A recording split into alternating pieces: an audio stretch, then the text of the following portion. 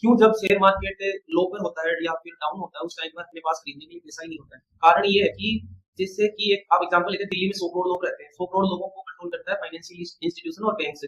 जब मार्केट बिल्कुल डाउन होता है उस टाइम पर उनके पास पैसा होता नहीं है, क्योंकि उनके ऊपर ईएमआई का और लोन का बर्डन ज्यादा बढ़ जाता है। और जब मार्केट हाई पर होता है उस टाइम पर मार्केट में पैसा एज ए ऋण फ्लो होता है, वो सभी में बढ़ता है। जैसे दिल्ली का एग्जाम्पल अपन लेते हैं, तो दिल्ली के अंदर जितने भी लोग हैं उनमें जैसे 2000 करोड़ किसी बिजनेसमैन ने लिया, इन्वेस्टमेंट किया, लोकल बिल्डिंग वगैरह बनाई, जो भी किया, गाड़ी ली या कुछ भी लेते हैं, तो वो पैसा सब में बढ़ता है। जैसे सेल्स पर्सन आप हो, आप में ही बढ़ेगा, सब में वो पैसा डिस्ट्रीब्यूट हो जाता है।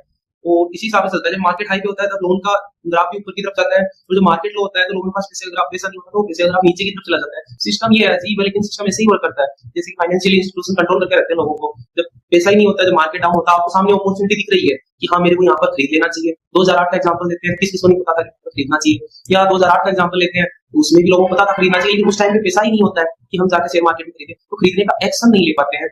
इसी वजह से मार्केट की बुल रन बहुत फास्ट कैंडल्स वगैरह में ऊपर चली जाती है, और जिस डाउनफॉल होता है वो भी फास्ट होता है, कि सेलिंग डिप्रेशन में होती है और बाइंग लालच के अंदर होती है। तो अगर वो एक्शन आपको टेक करना है तो आपको लोन को कम से कम अपने ऊपर रखना चाहिए। जब मार्केट अपॉर्चुनिटी दिखता है तो लोन लेने के लिए अपने डॉक्यूमेंटेशन को डिप्रेशन जब ऑल टाइम हाई हो तभी बिल्डअप करना शुरू कर देना चाहिए, क्योंकि जब भी मार्केट गिरता है उस टाइम आप लोन ले सकते हो, लोन को इन्वेस्ट कर सकते हो। और अपनी छोटी गलती करते हैं, रिपीट करते ही चले जा रहे हैं, तो ये गलत थिंक है।